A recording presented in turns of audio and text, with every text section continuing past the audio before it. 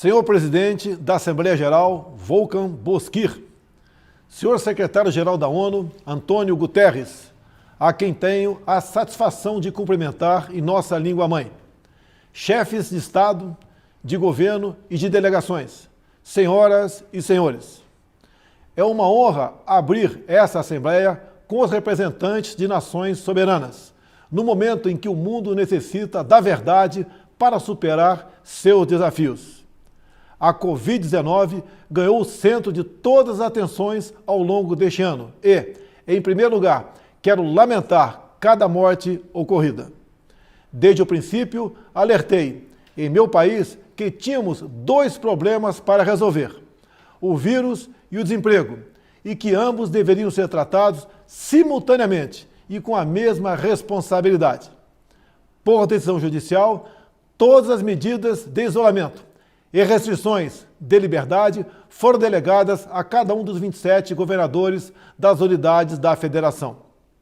Ao presidente, coube envio de recursos e meios a todo o país. Como aconteceu em grande parte do mundo, parcela da imprensa brasileira também politizou o vírus, disseminando o pânico entre a população. Sob o lema "Fique em casa" e "A economia a gente vê depois", quase trouxeram o caos social ao país. Nosso governo, de forma arrojada, implementou várias medidas econômicas que evitaram o mal maior.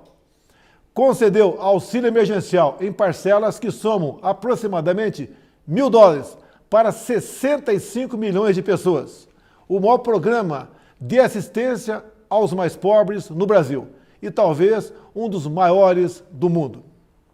Destinou mais de $100 bilhões para ações de saúde, socorro a pequenas e microempresas, assim como compensou a perda de arrecadação dos estados e municípios. Assistiu a mais de 200 mil famílias indígenas com produtos alimentícios e prevenção à Covid. Estimulou, ouvindo profissionais de saúde, o tratamento precoce da doença. Destinou $400 milhões para pesquisa, desenvolvimento e produção da vacina de Oxford no Brasil. Não faltaram, nos hospitais, os meios para atender aos pacientes de Covid. A pandemia deixa a grande lição de que não podemos depender apenas de umas poucas nações para a produção de insumos e meios essenciais para a nossa sobrevivência. Somente o insumo de produção de hidroxicloroquina sofreu um reajuste de 500% no início da pandemia.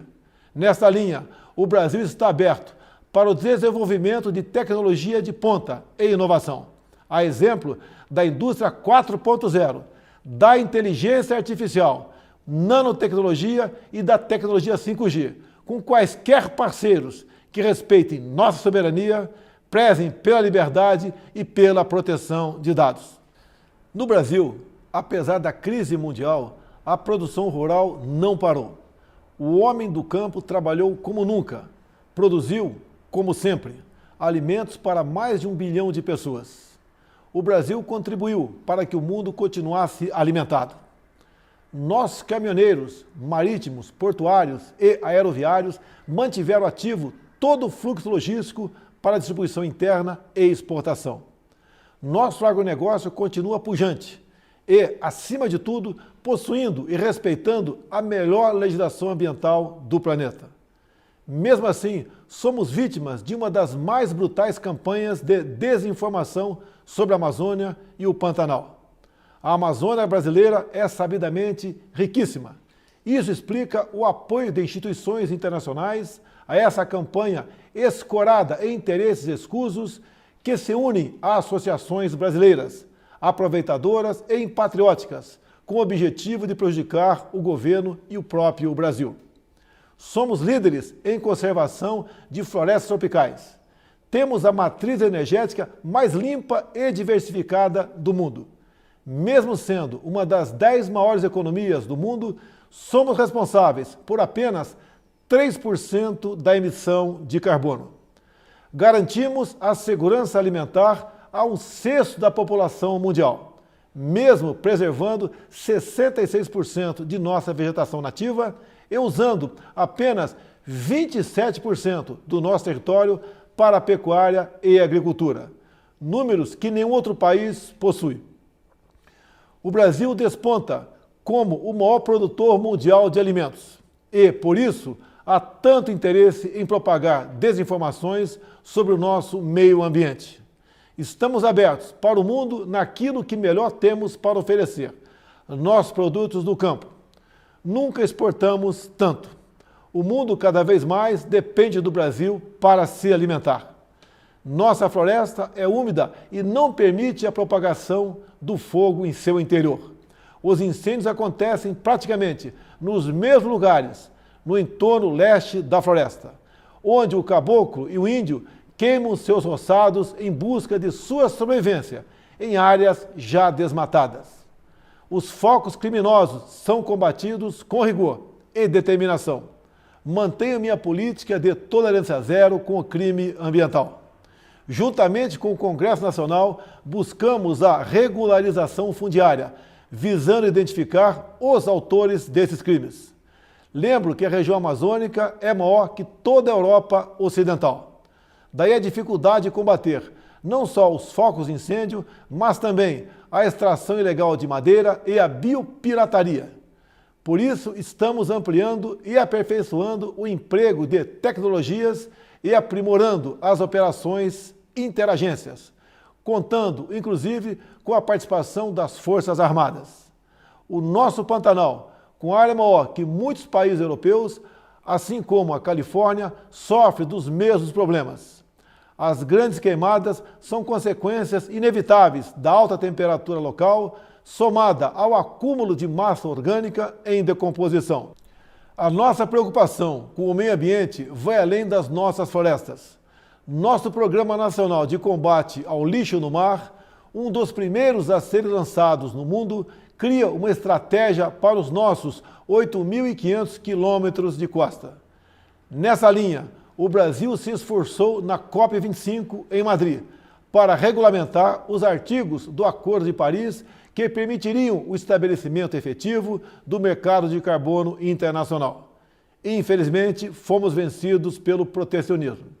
Em 2019, o Brasil foi vítima de um criminoso derramamento de óleo venezuelano, vendido sem controle, acarretando severos danos ao meio ambiente e sérios prejuízos nas atividades de pesca e turismo. O Brasil considera importante respeitar a liberdade de navegação estabelecida na Convenção das Nações Unidas sobre o Direito do Mar. Entretanto, as regras de proteção ambiental devem ser respeitadas e os crimes devem ser apurados com agilidade, para que agressões como a ocorrida contra o Brasil não venham a atingir outros países. Não é só na preservação ambiental que o país se destaca. No campo humanitário e dos direitos humanos, o Brasil vem sendo referência internacional pelo compromisso e pela dedicação no apoio prestado aos refugiados venezuelanos, que chegam ao Brasil a partir da fronteira no estado de Roraima. A Operação Acolhida, encabeçada pelo Ministério da Defesa, recebeu quase 400 mil venezuelanos deslocados devido à grave crise política e econômica gerada pela ditadura bolivariana. Com a participação de mais de 4 mil militares, a Força-Tarefa Logística Humanitária busca acolher, abrigar e interiorizar as famílias que chegam à fronteira. Como um membro fundador da ONU, o Brasil está comprometido com os princípios basilares da Carta das Nações Unidas: paz e segurança internacional, cooperação entre as nações, respeito aos direitos humanos e às liberdades fundamentais de todos. Nesse momento em que a organização completa 75 anos, temos a oportunidade de renovar nosso compromisso e fidelidade a esses ideais. A paz não pode estar dissociada da segurança. A cooperação entre os povos não pode estar dissociada da liberdade.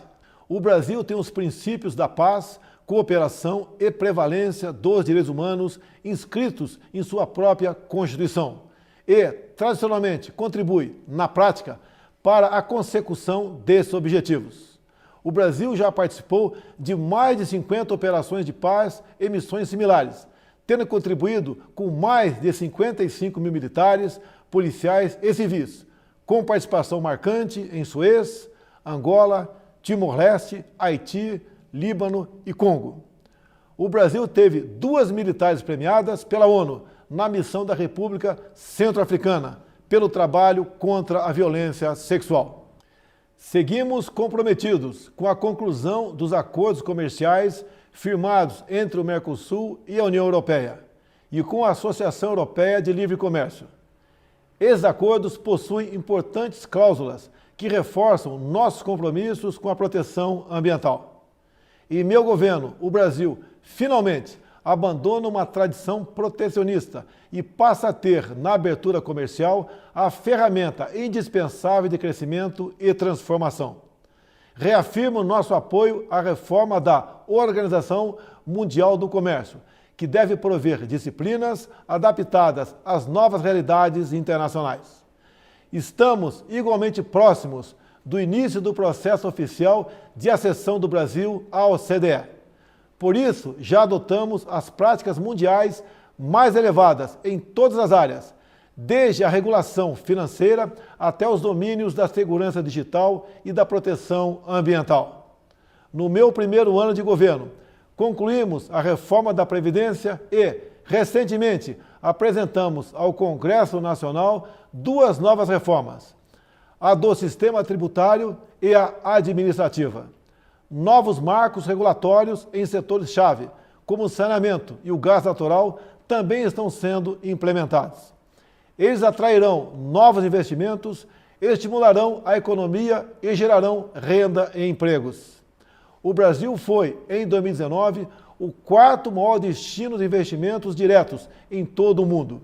E, no primeiro semestre de 2020, apesar da pandemia, verificamos um aumento de ingresso de investimentos em comparação com o mesmo período do ano passado. Isso comprova a confiança do mundo em nosso governo. O Brasil tem trabalhado para, em coordenação com seus parceiros sul-atlânticos, revitalizar a zona de paz e cooperação do Atlântico Sul. O Brasil está preocupado e repudia o terrorismo em todo o mundo. Na América Latina, continuamos trabalhando pela preservação e promoção da ordem democrática como base de sustentação indispensável para o progresso econômico que desejamos. A liberdade é o bem maior da humanidade. Faço um apelo a toda a comunidade internacional pela liberdade religiosa e pelo combate à cristofobia. Também quero reafirmar minha solidariedade e apoio ao povo do Líbano pelas recentes adversidades sofridas. Cremos que o momento é propício para trabalharmos pela abertura de novos horizontes, muito mais otimistas para o futuro do Oriente Médio. Os acordos de paz entre Israel e os Emirados Árabes Unidos e entre Israel e o Bahrein, 3 países amigos do Brasil, com os quais ampliamos imensamente nossas relações durante o meu governo, constitui excelente notícia. O Brasil saúda também o plano de paz e prosperidade lançado pelo presidente Donald Trump, com uma visão promissora para, após mais de 7 décadas de esforços, retomar o caminho da tão desejada solução de conflito israelense-palestino. A nova política do Brasil de aproximação simultânea a Israel e aos países árabes converge com essas iniciativas, que finalmente acende uma luz de esperança para aquela região. O Brasil é um país cristão e conservador e tem na família a sua base. Deus abençoe a todos. O meu muito obrigado.